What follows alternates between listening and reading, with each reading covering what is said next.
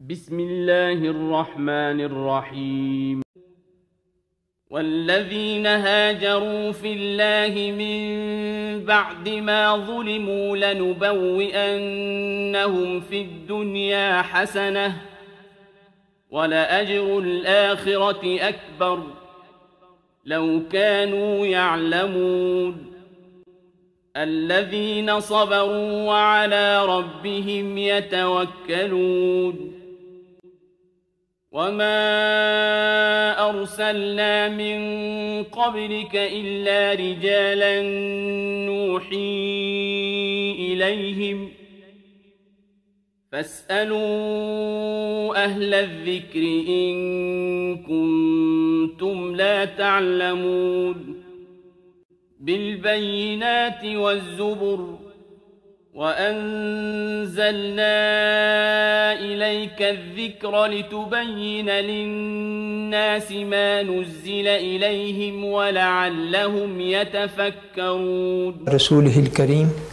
أما بعد أعوذ بالله من الشيطان الرجيم بسم الله الرحمن الرحيم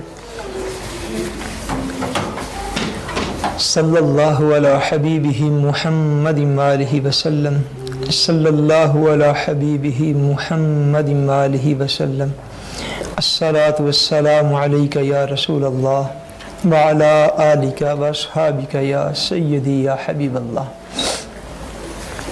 اللہ تبارک و تعالی وحدہ لا شریک کا بے پایاں فضل و کرم اور احسان و انعام ہے کہ جس نے باعث تخلیق کائنات رحمت للعالمین شافع روز جزا حضور سیدنا محمد مصطفیٰ صلی اللہ علیہ وآلہ وسلم کے مبارک وسیلہ سے ہم سب کو دولت ایمان عطا فرمائی۔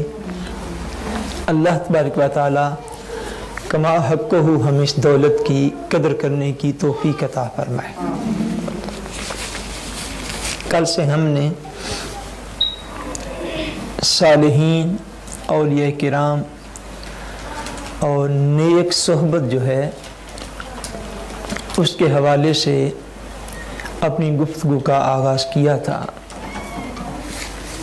کہ ایک مسلمان کی زندگی میں نیک لوگوں کی سنگت اور نیک لوگوں کی صحبت جو ہے اس کی کتنی اہمیت اور اس کی امپورٹنس ہے۔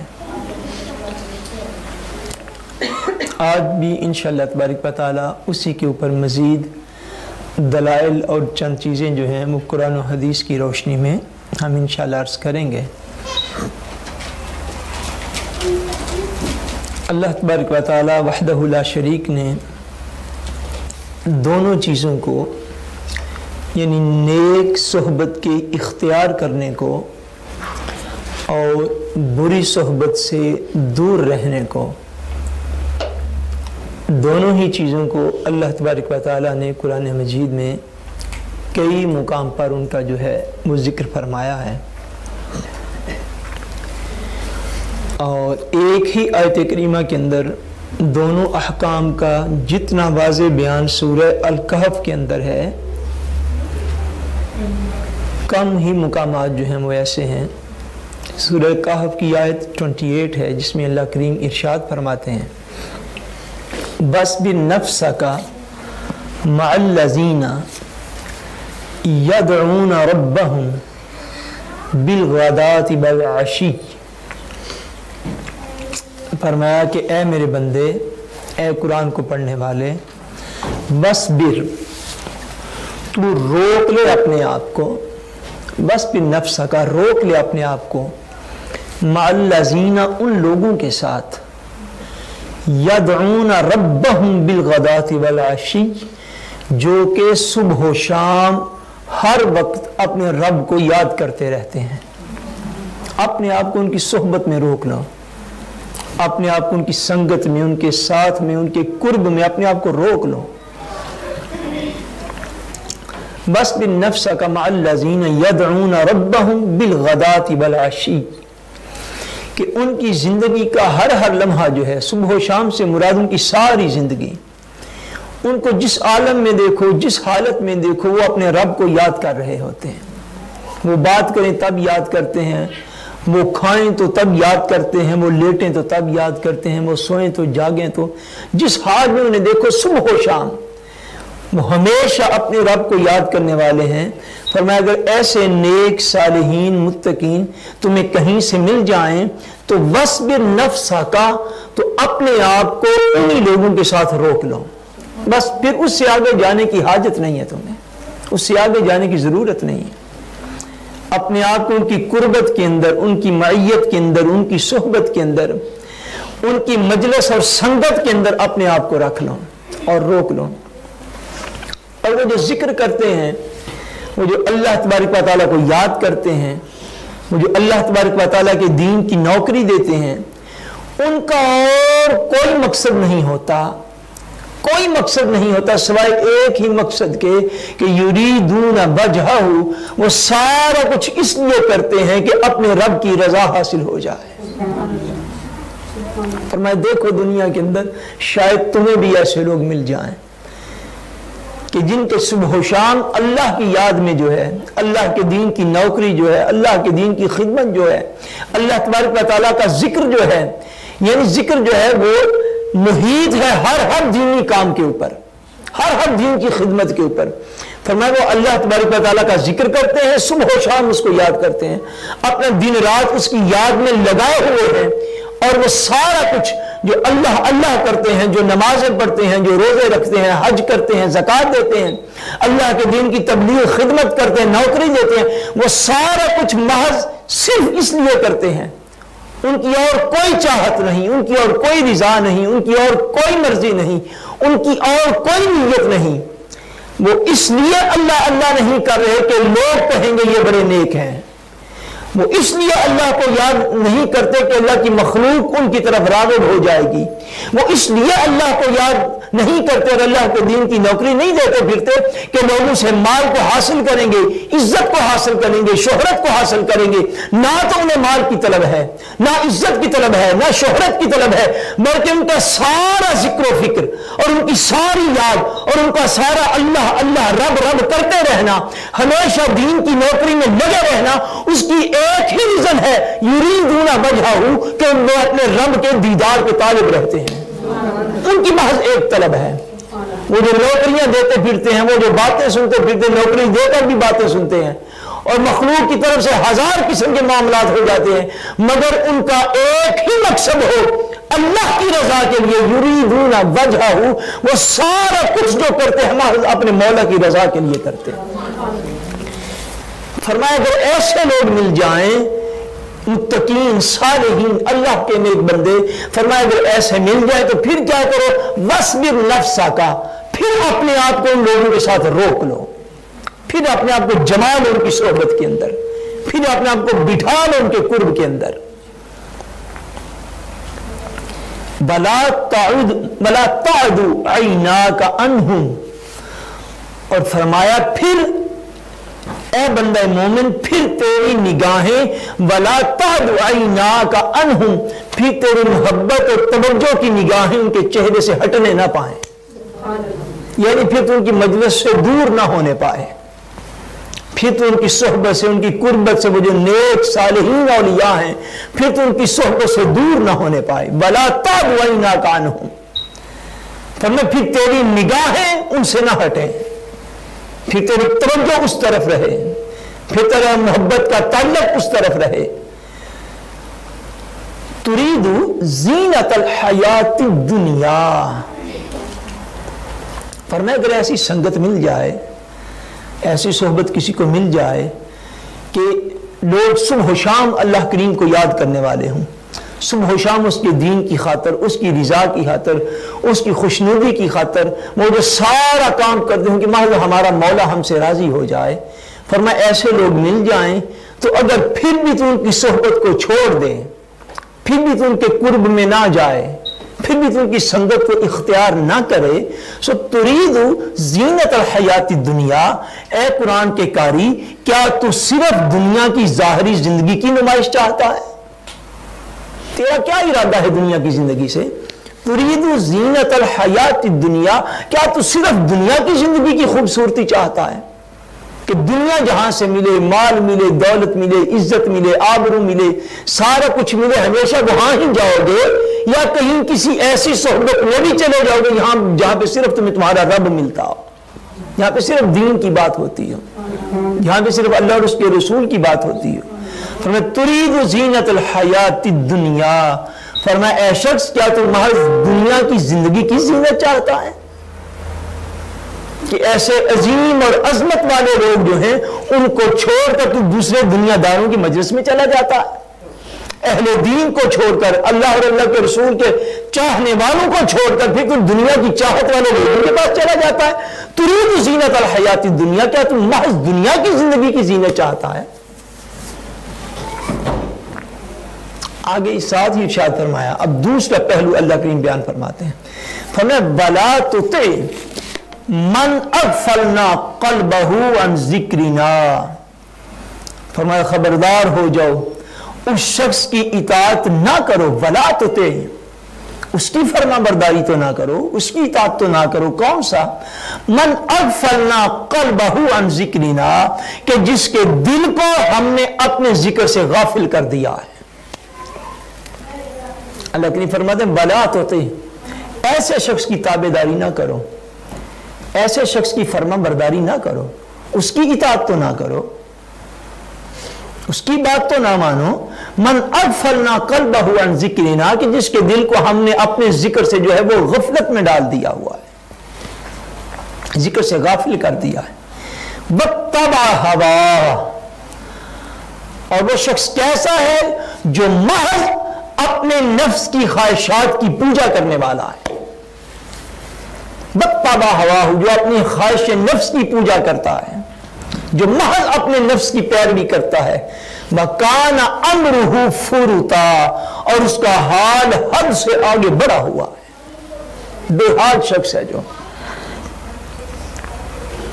اس آیت کریمہ میں اللہ کریم نے دونوں چیزوں کا اکٹھے بیان جو ہے اور ارشاد جو ہے وہ یہاں پر فرما دیا۔ فرمایا کہ جو نیک صالحین، جو ہر وقت اللہ تبارک و تعالیٰ کی رضا کے لیے کام کرنے والے لوگ ہیں، اگر ایسے لوگ مل جائیں پھر ان کی صحبت اور سنگت کو مت چھوڑو۔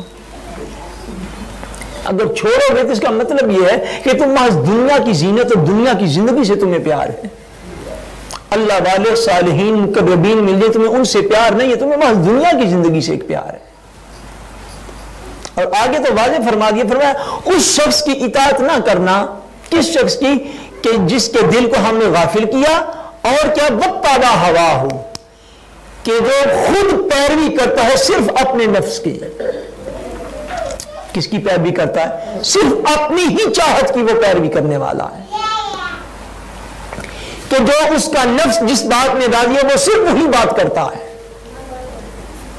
اس کا نفس اس میں راضی ہے کہ اس کو بہت زیادہ مال مل جائے، بے شک وہ حلال ہو یا حرام ہو، اس کو کوئی سروکار نہیں، وہ صرف اپنے ہی نفس کا پجاری ہے، اس کو صرف اپنے آپ سے ہی غرض ہے دنیا کے اندر، دوسرے بندوں سے تو اس کو غرض ہی کوئی نہیں رہے گی۔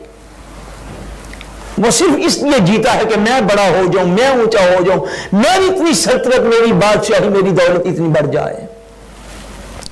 فرمایا جو اپنے آپ کے اپنے ہی نفس کی پوجا کرنے والا ہے اس کی اطاعت نہ کرو، اس کی فرما برداری نہ کرو۔ کتنی حیرانی والی بات ہے کہ آج امت مسلمہ کی جتنی ینگ جنریشن ہے، ینگ جنریشن، ان کے ہیروز اور ان کے پسندیدہ لوگ وہ ہیں جو محض دنیا میں اپنے نفس کی پیروی میں لگے ہوئے ہیں۔ حیرت ہوتی ہے، ہماری عقل اور شعور کو خدا جانے کس کی نظر لگ گئی کہ وہ بے حیا ہوتے ہیں جو اپنے جسم کے آدھے آدھے لباس بھی اتار دیں، قوم ان کو ہیرو گردان لیتی ہے۔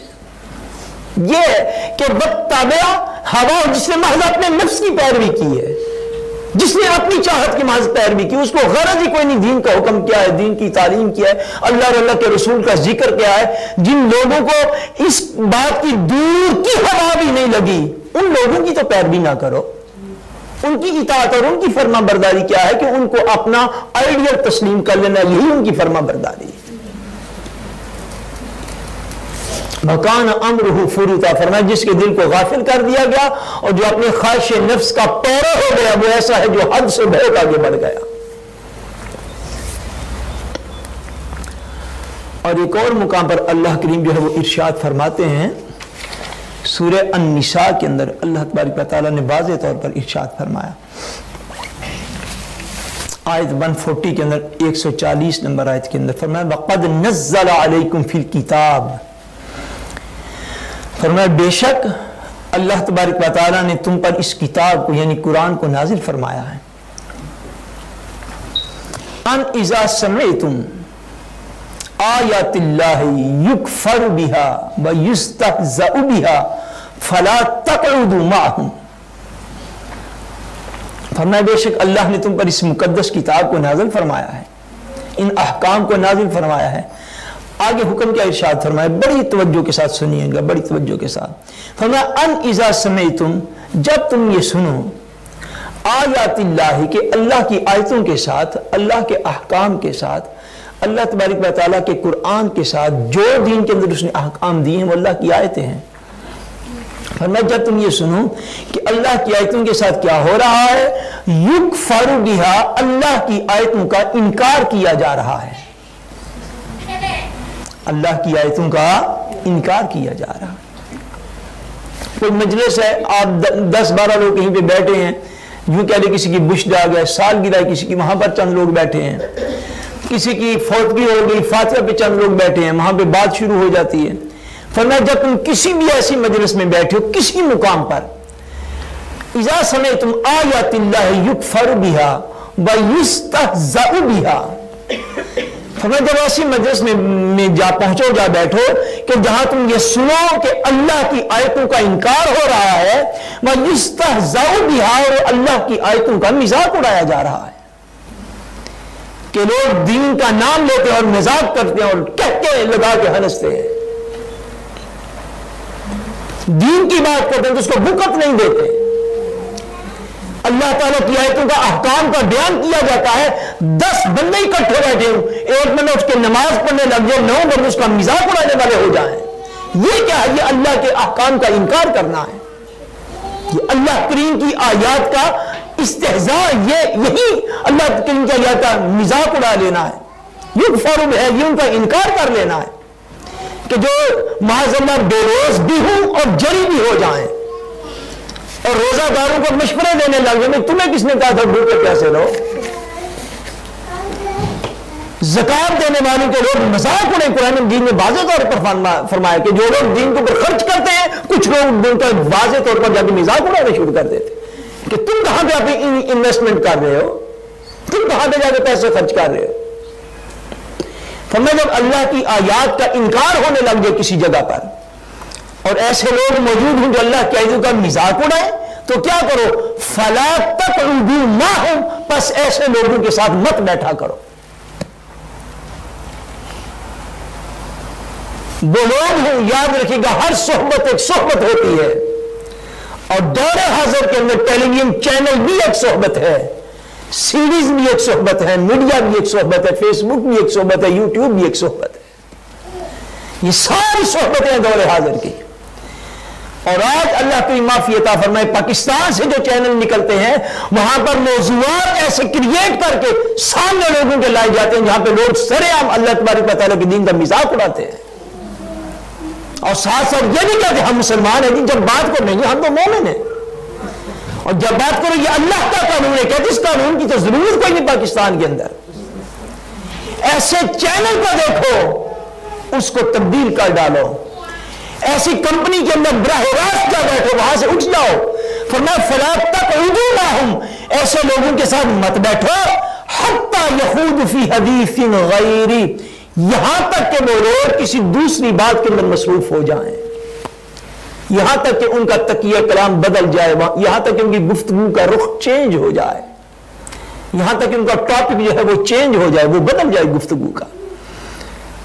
اگر ایسا سمجھو کہ اللہ کریم کی آیتوں کا مذاق اڑایا جا رہا ہے، اس کے دین کی تعلیمات کے ساتھ کفر کیا جا رہا ہے، انکار کیا جا رہا ہے تعلیمات کا، تو یہ قوم اٹھے گی کیسے؟ دین کی تعلیمات حاصل کرے گی تو کچھ پتہ چلے گا، یہ دین کی مجلس میں حاضر ہوگی تو کچھ پتہ چلے گا نا دین کیا ہوتا ہے. حتیٰ یہود فی حدیث غیری، حتیٰ کہ وہ لوگ کسی اور بات کے اندر مصروف اور بزی اور مشغول ہو جائیں. اور آگے اللہ تبارک و تعالیٰ قرآن سے بڑی کتاب ہے کوئی بولیے ہے ہمارا کتاب اس سے بڑی کتاب؟ یہ قرآن کس کا کلام ہے؟ اللہ کا کلام. اب ایک ایک بات سے میں بعض کا آپ کو کہتا ہوں کئی آیات ایسی ہیں جن کی آگے تفصیل اگر اللہ کریم نہ بھی نہ بیان فرماتے تو مومن کے لیے وہ حکم کافی ہوتا ہے. اس کے بعد مزید کوئی گنجائش رہ جاتی ہے؟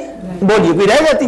آگے اس کا کرم ہے نا محض حکمت آگے بیان فرماتا ہے کہ ہم تمہیں بے حیا لوگوں سے، غیرت سے محروم لوگوں سے، اللہ تبارک و تعالیٰ کے دین کو چیلنج کرنے والے لوگوں سے اور بری صحبت سے اور بری مجلس سے اور اللہ کریم کی آیات کا مذاق اڑانے والوں سے اور اللہ کریم کی آیات کا انکار کرنے والوں سے، دین کا انکار کرنے والوں کی صحبت سے ہم دور میں کیوں لے جانا چاہتے ہیں؟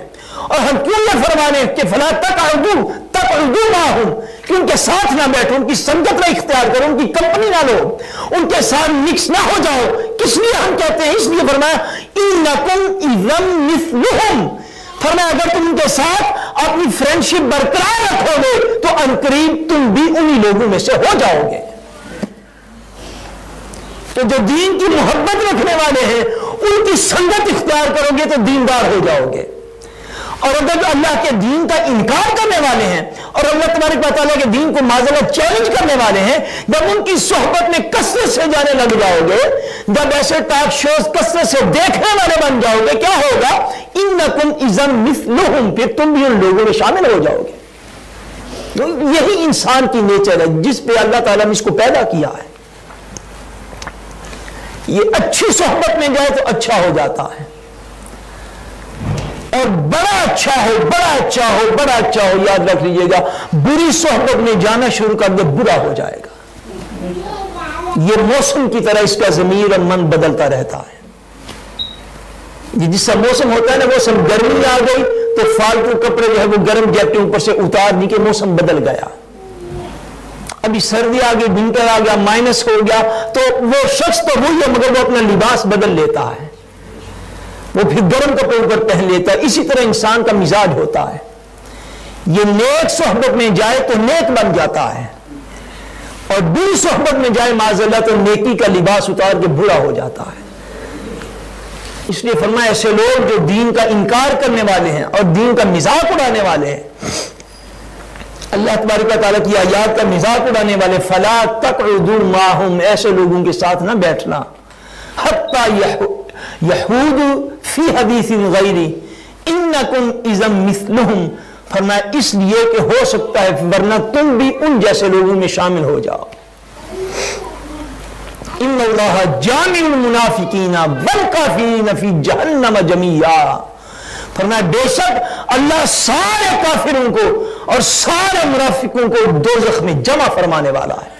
ان کے اوپر تو وہ وقت آئے گا تو دوزخیوں کے ساتھ دنیا میں بیٹھو گے تو تمہیں جنت کہاں سے ملے گی؟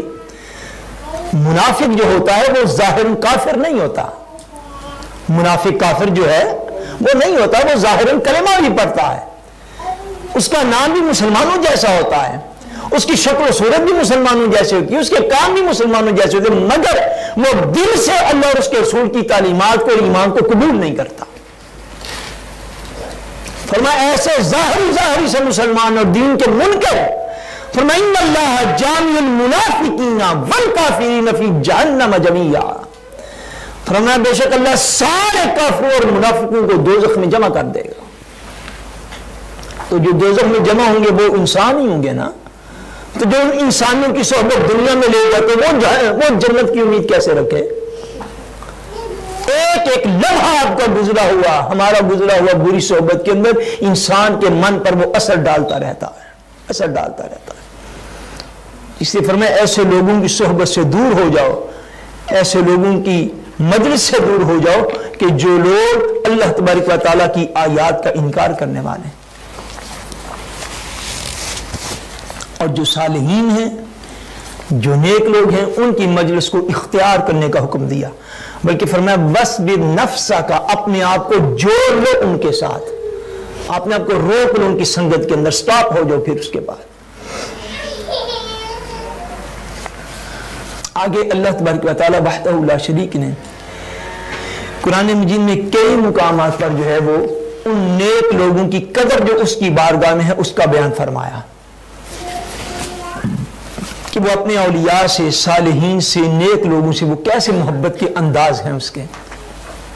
ایک ہی آیت کریمہ آج کی گفتگو میں عرض کر کے تو بات کو جو ہے وہ ختم کرنے کی کوشش کرتے ہیں۔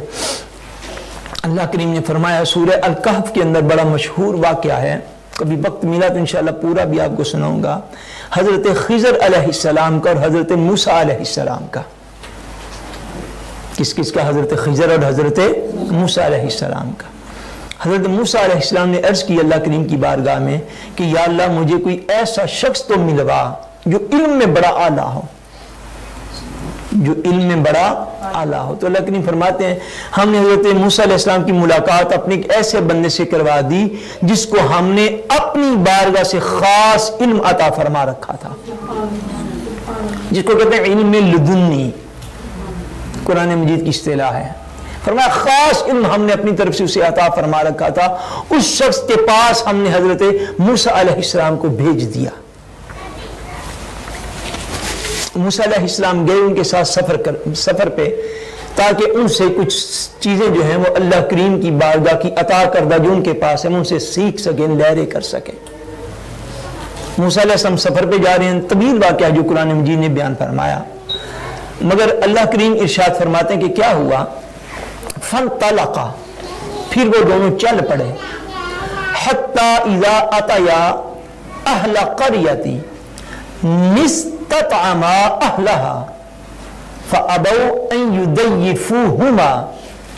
اللہ کریم ارشاد فرماتا وہ دونوں چل پڑے، چلتے چلتے چلتے ایک گاؤں میں، ایک بستی میں جا پہنچے۔ جو بستی میں پہنچے تو کیا ہوا؟ انہوں نے حضرت موسیٰ علیہ السلام نے، حضرت خضر علیہ السلام نے، حضرت خضر نے اس بستی والوں سے کہا کہ ہم مسافر ہیں، ہم کیا ہیں؟ مسافر ہیں، تو تم اس طرح کرو ہماری میزبانی کرو، ہمیں کھانا دو، ہم بھوک کی کیفیت ہے، ہم پر کہیں دور سے آئے ہیں، مسافر ہیں، تو ہمیں پلیز اس طرح کرو، ہمیں کھانا چاہیے۔ اللہ کریم فرماتے ہیں کیا ہوا؟ حتی اذا اتیا اہل قریہ نستطعما اہلہا، ان دونوں نے ان بستی والوں سے کھانا مانگا، فابوا ان یضیفوہما، وہ بستی والے اتنے خشک قسم کے لوگ تھے، اتنے خوش قسم کے لوگ تھے کہ انہوں نے ان دونوں کی میزبانی سے انکار کر دیا، دونوں کی میزبانی سے انکار کر دیا۔ اتنے بےہودہ قسم کے لوگ، انہوں نے کہا جی ہم جی نہیں کھانا وانا دیتے کسی کو، ہم آپ کو نہیں جانتے، ہمیں نہیں پتا آپ کون ہے کہاں سے، ہم کھانا نہیں دیں گے۔ اللہ کے نہیں فرماتے انہوں نے ان کی میزبانی سے انکار کر دیا۔ ابھی اسی بستی کے اندر تھے، حضرت موسیٰ علیہ السلام بھی جا رہے ہیں، حضرت خضر علیہ السلام کے ساتھ دونوں چل رہے ہیں، اسی بستی میں انہوں نے دیکھا حضرت خضر علیہ السلام نے کہ ایک دیوار کسی مکان کی گری ہوئی تھی، کسی مکان کی دیوار جو ہے وہ گری ہوئی تھی۔ تو کیا کیا؟ فوجد فیہا جدارا یرید ان ینقض فاقامہ، فرمایا انہوں نے وہاں پر دیکھا کہ ایک دیوار پائی جو گرا چاہتی تھی، جو گری ہوئی تھی، تو سیدنا خضر علیہ السلام نے کیا کیا؟ اب یہ ہوتا ہے اہل اللہ کا عمل، اللہ کے نیک بندوں کا عمل، کہ بستی والوں سے کھانا مانگا، میزبانی کی درخواست کی، انہوں نے رد کر دی، انہوں نے درخواست رد کر دی، قبول نہ کی، انہوں نے کہا کہ ہم کھانا والا نہیں دیتے کسی بھوکے کو، جائیں آپ یہاں سے چھٹی کریں۔ انہوں نے کھانا نہ دیا، آگے جب گئے اسی گاؤں کے اندر، اسی بستی کے اندر جب آگے پہنچے تو دیکھا ایک دیوار گری ہوئی ہے، اور حضرت خضر علیہ السلام نے کیا کیا؟ آپ نے پکڑ کے اس دیوار کو سیدھا کر کے تو بنا دیا۔ یہ اللہ کے نیک لوگوں کا، صالحین کا یہ عمل ہوتا ہے کہ جو کرتے ہیں، جو اللہ کریم نے ارشاد فرمایا پیچھے جو ہم پڑھے، وہ جو کرتے ہیں کس لیے کرتے ہیں؟ بولیے، اللہ کی رضا کے لیے۔ مخلوق کا جیسے بیہیویئر ہے ویسے وہ اپنا بیہیویئر بھی سے کر رہے ہیں، وہ اپنا کردار بتا رہے ہیں کہ ہم اس طرح کہ ہم نہیں کھانا وانا دیتے کسی کو۔ اب اسی گاؤں کے اندر، اسی شہر کے اندر، اسی محلے کے اندر جب آگے چلے تو وہاں پہ دیوار گری ہوئی تھی۔ اب جس بستی کے لوگ کھانا بھی نہ پوچھیں، آپ بتائیے نا ذرا انسان کی کیا پوزیشن ہوتی ہے؟ انسان کو بڑی بھوک لگی ہو، کسی گلی میں دروازے پہ چلا جس کو یار مجھے بہت بھوک لگی ہے کھانا، وہ کہتے ہیں لوگ ہم کھانا وانا نہیں دیتے کسی کو، جاؤ یہاں سے چھٹی کرو. اسی محلے میں آگے جائیں تو کسی کی بندے کی دیوار گری ہو تو اس دیوار کو کوئی اٹھا کے بنا دے، تو اخلاق والا کون ہوا؟ دیوار بنانے والا یا کھانا نہ دینے والا؟ بے شک جو کھانا جس نے نہیں دیا وہ بے شک محل کے اندر رہتا ہو، اس سے تو سروکاری کوئی نہیں، اس کے بعد بے شک 10 گاڑیاں، اس سے تو مطلب ہی کوئی نہیں. وہ کردار تو اس کا ہے جس نے کھانا بھی نہیں دیکھا، ان کی جو انہوں نے انسلٹ کی وہ بھی نہیں دیکھی، جو ان کا برا بیہیویئر تھا اس کو بھی نہیں دیکھا، اس نے محض یہ دیکھا ہے کہ یہ غریب مسکین ہے، ان کا کام کر دوں تو برا کردار ان کا ہوا اور اچھا کردار اس کا ہوا، جس نے اس کی دیوار کو بھی بنا دیا. اس نے نہیں دیکھا یہ بستی والے کس طرح کے تھے، کتنے بد اخلاق لوگ تھے یہ. اب جب بنا دیا اس دیوار کو تو حضرت موسیٰ علیہ السلام نے اس پر اعتراض کیا، جو عام ایک سوچ بچھڑی تھی اس کو ظاہر کرتے ہوئے آپ نے ان پر اعتراض کیا کہ جناب خضر آپ نے ایسا کیوں کر دیا. اب میں نے اس کے میں تفسیر اس کے نہیں کروں گا، اتنا دلچسپ بات کیا ہے، اگر اس طرف چل پڑا تو لمبی بات ہو جائے گی. آگے اللہ کریم ارشاد فرماتے ہیں جب سیدنا خضر علیہ السلام نے اس کی حکمتوں کو بیان کیا کہ میں نے یہ دیوار کیوں بنائی تھی، فرمایا آیت 82 کے اندر سورہ الکہف کے اندر فرمایا وَأَمَّا الْجِدَارُ، فرمایا رہی وہ دیوار جس کو ہم نے بنایا، فَكَانَ لِغُلَامَيْنِ يَتِيمَيْنِ فِي الْمَدِينَةِ، فرمایا جو دیوار میں نے بنائی تھی جو آپ نے دیکھی تھی اور آپ کو سمجھ نہیں ہے کہ میں نے کیوں بنائی، فَكَانَ لِغُلَامَيْنِ وہ 2 لڑکوں کی دیوار تھی، یتیمین فی المدینہ اس شہر میں وہ دونوں یتیم تھے، اس شہر میں دونوں یتیم تھے. اور دیوار ہم نے کیوں بنائی؟ وَكَانَ تَحْتَهُ كَنْزٌ لَهُمَا، فرمایا دیوار اس لیے بنائی ہے کہ ان یتیموں کو تو ابھی خبر نہیں، ان کی دیوار کے نیچے ایک خزانہ جو ہے وہ دفن ہے اور موجود ہے. یعنی حکمت یہ تھی کہ اگر دیوار گر جاتی تو اس بستی کے بد اخلاق لوگ جو کھانا دینے کے روادار نہ تھے، وہ دیوار گر جاتی وہ تو یتیموں کا مال کھا جاتے، وہ تو ان کو سونے چاندی کو ہڑپ کر لیتے، وہ تو اس کے اوپر قابض ہو جاتے. فرمایا ہم نے دیوار اس لیے بنائی کہ وہ شہر کے 2 یتیم لڑکے تھے، وَكَانَ تَحْتَهُ كَنْزٌ لَهُمَا، اور اس دیوار کے نیچے اس کا خزانہ ہے، اس دیوار کے نیچے ان کا خزانہ ہے. اگلے الفاظ سننے والے جو ہمارے موضوع سے تعلق رکھتے ہیں، فرمایا کہ اس دیوار کے نیچے تو ان کا خزانہ ہے. اب دیوار اس لیے نہیں خالی بنائی کہ وہ دیوار یتیم تھے تو اس لیے بنا دی، وہ غریب تھے تو اس لیے بنا دی.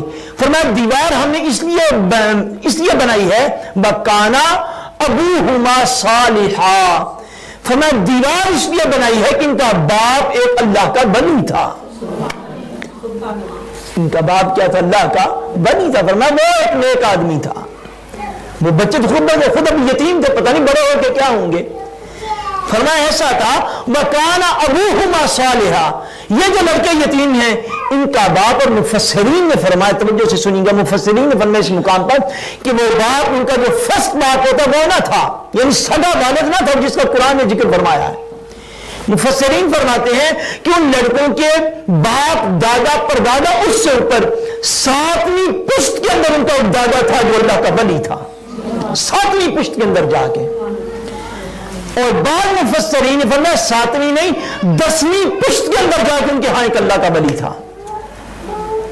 فرمایا اللہ کریم نے ان کی یتیمی کو نہیں دیکھا، ان کی غریبی کو نہیں دیکھا، بلکہ فرمایا وَكَانَ أَبُوهُمَا صَالِحًا، ہم اس کی دیواریں اس لیے بناتے پھرتے ہیں کہ یہ ایک ولی کی اولاد ہے، یہ ایک نیک آدمی کی اولاد ہے، یہ ایک اللہ والے کی اولاد ہے، یہ اللہ کرنے والے کی اولاد ہے. ان کے باپ دادا نے 10ویں پشت کے اندر جا کے ایک اللہ کا ولی گزرا ہے، اللہ کریم اس کی ولایت کا حیا کرتے ہوئے ان کی دیواریں بھی بنوا رہا ہے. یہ ہوتی ہے صالحین کی قربت، اب یہ ہوتی ہے صالحین کی سنگت. فرمایا وہ خود تو پتہ نہیں بڑے ہوتے یہ کیسے ہوں گے، فرمایا ان کے آباء و اجداد میں ایک ولی گزرا، اس ولی کی نسبت کی وجہ سے کہ یہ اس ولی کی 10ویں اولاد ہے. کون سویں اولاد بولیے؟ 10ویں اولاد ہے یہ ولی کی. یا 7ویں اولاد ہے یہ ولی کی. فرمایا کانا ابوہما صالحا، ان کا باپ ایک اللہ کا ولی تھا، اور باپ بھی جو اپنے نسب کے اندر 7ویں یا 10ویں نمبر پر تھا. فرمایا اس کی ولایت کی وجہ سے، اس کی صالحیت کی وجہ سے، اس کی نیکی کی وجہ سے، اور اس کے اس مقام کی وجہ سے جس کو اللہ کریم کی بارگاہ میں تھا، اللہ کریم 10ویں پشت میں بھی اس کی اولادوں کی دیواریں بنوا دیتا ہے.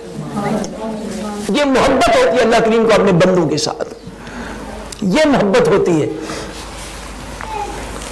اور ایسی محبت جو ہے قرآن مجید نے تو یہاں تک ارشاد فرما دیا نا، یہی سورہ الکہف ہے، اس کے اوپر آپ توجہ دیں. سورہ الکہف میں جو واقعہ اصحاب کہف ہے، انہیں کیا قرآن مجید نے واضح نہیں فرما دیا کہ اصحاب کہف جو خود اللہ کے ولی تھے، نوجوان تھے، اولیاء کرام تھے، فرمایا وہ جو اللہ کے ولی تھے ان کے ساتھ جو کتا لگ گیا تھا، خدا نے اس کا بھی ذکر قرآن میں فرما دیا.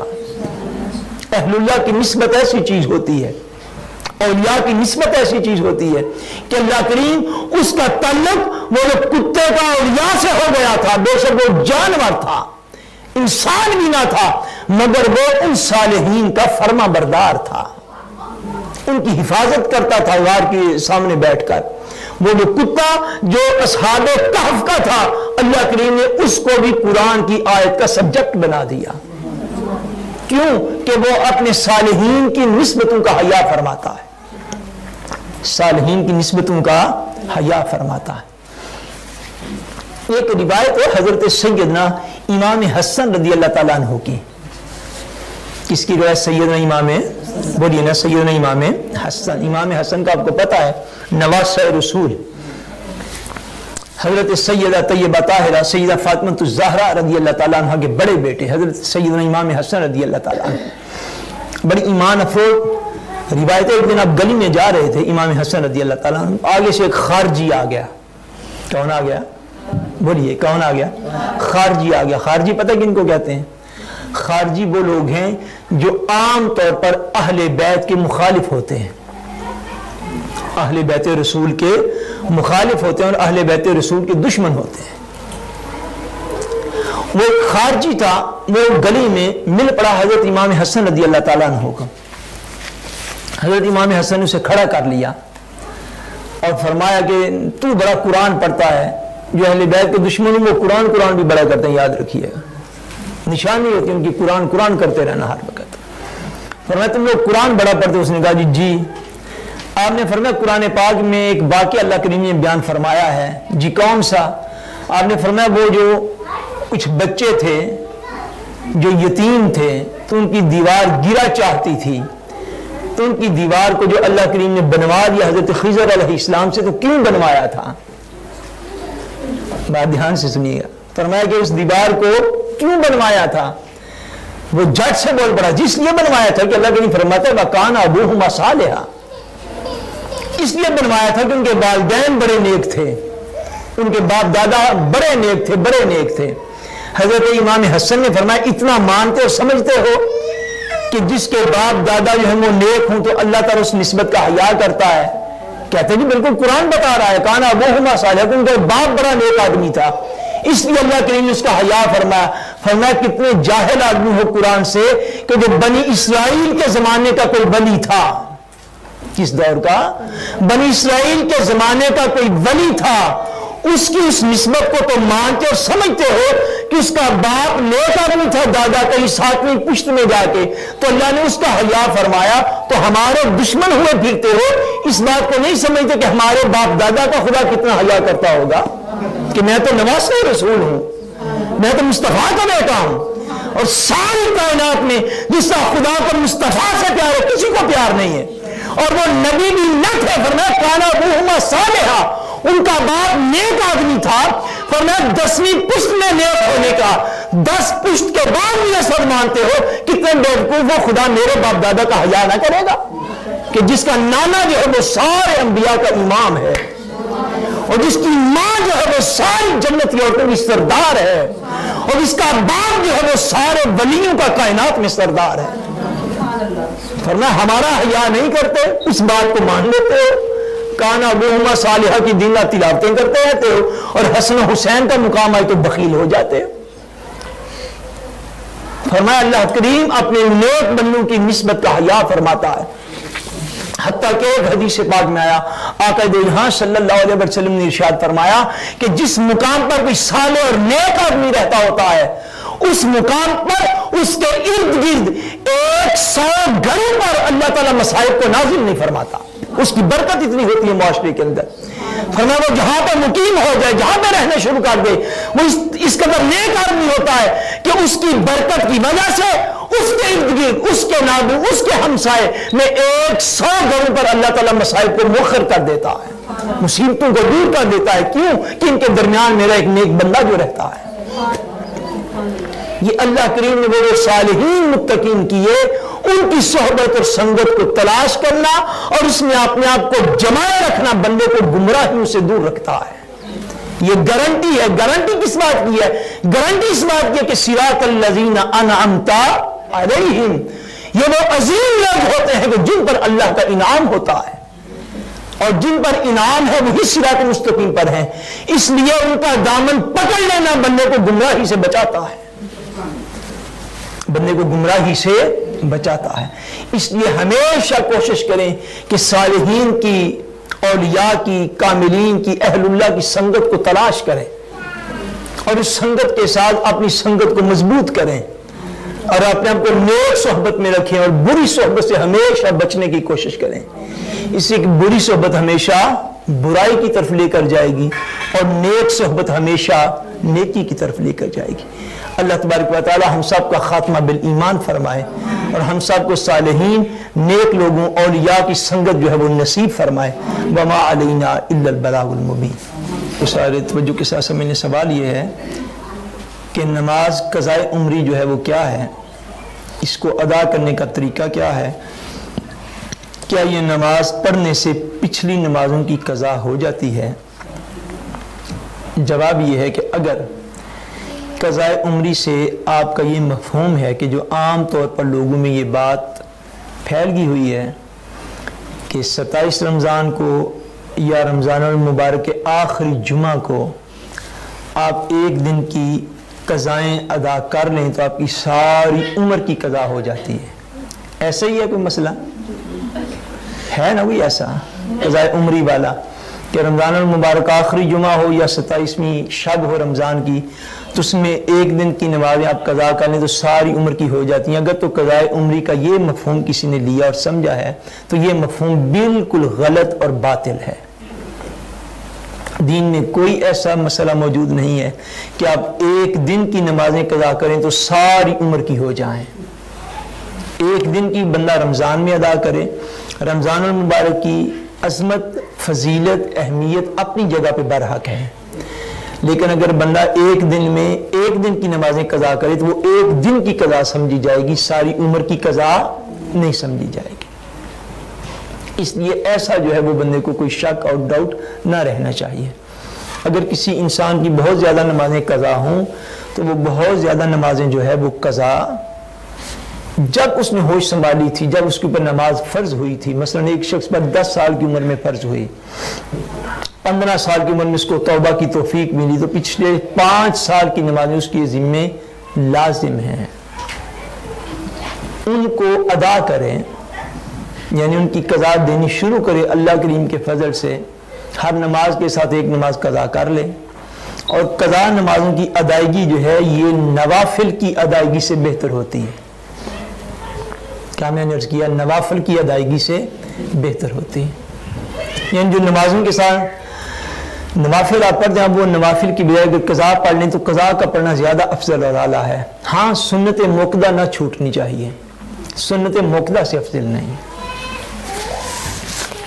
اور پھر پڑھنے میں بھی تھوڑی گنجائش ہے، اگر کوئی بندہ ارادہ اور نیت کرے تو اس میں ایسی گنجائش مل سکتی ہے. اگر بندے نے بہت زیادہ نمازیں قضا کرنی ہوں تو مثلا فقہا نے یہ گنجائش دی ہے کہ رکوع کے اندر 3 مرتبہ سبحان ربی العظیم پڑھنے کی بجائے 1 مرتبہ پڑھ لیں، سجدہ میں 3 مرتبہ سبحان ربی الاعلی پڑھنے کی بجائے 1 مرتبہ پڑھ لیں.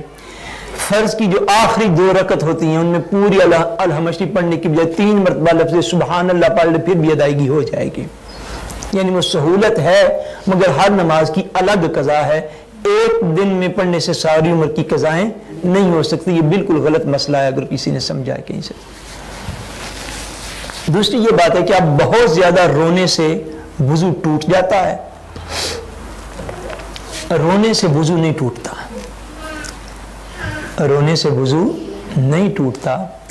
ہاں وضو ایک صورت میں ختم ہو جاتا ہے, اور یہ بڑا خاص اور فورکلارنگ والا یہ مسئلہ ہے کہ اگر انسان کی آنکھ میں کوئی بیماری ہو,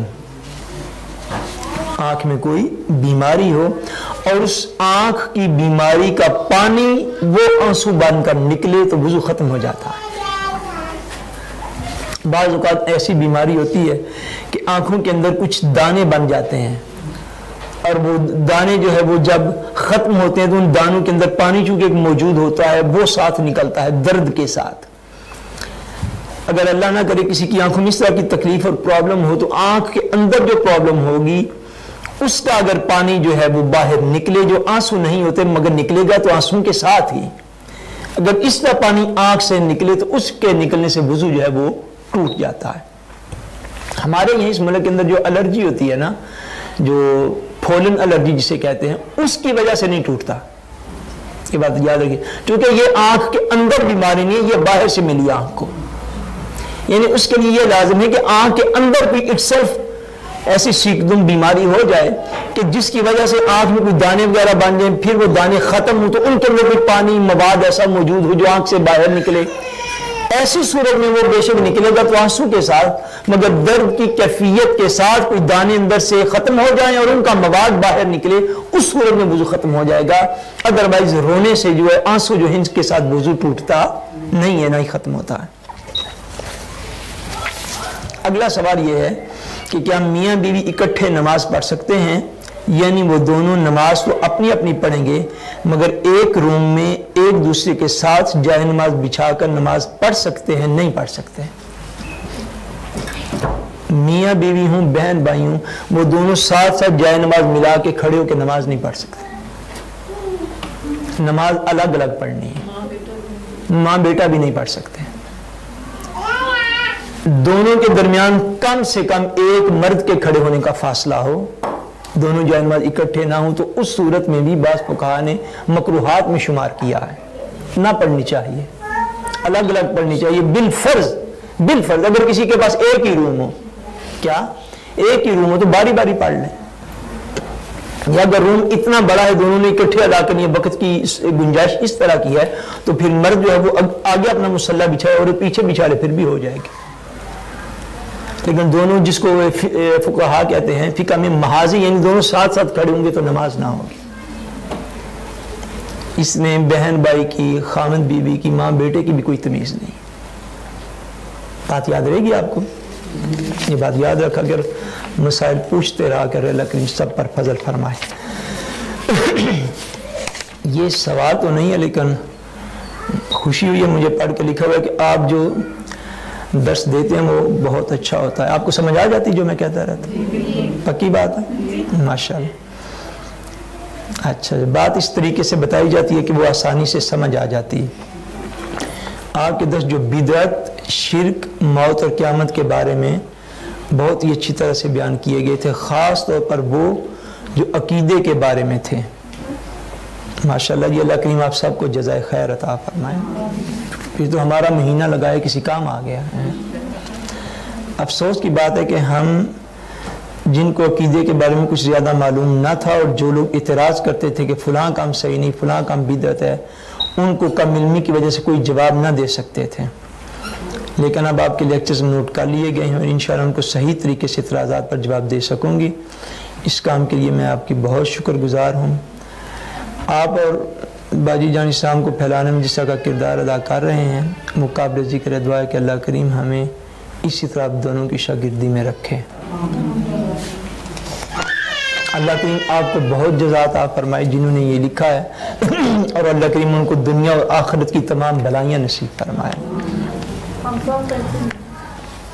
مجھے بہت خوشی اس بات کی ہے کہ جس شخص کا عقیدہ درست ہو گیا اس شخص کی دنیا اور آخرت درست ہو گئی, کیونکہ مدار جو ہے اعمال کی بنیاد بھی عقائد پر ہوتی ہے. اگر عقیدہ درست ہوگا تو عمل کیا ہوا آپ کو پھل دے گا، اگر عقیدہ درست نہ ہوگا تو کیا ہوا عمل بھی جو ہے وہ آپ کو اجر نہ دے پائے گا۔ تو اگر آپ کا عقیدہ درست ہو گیا، کچھ چیزوں کے بیان سے میں سمجھتا ہوں میری بھی دنیا اور آخرت سمر گئی آپ کی برکت کی وجہ سے۔ اللہ کریم آپ سب کو مزید برکتیں عطا فرمائے۔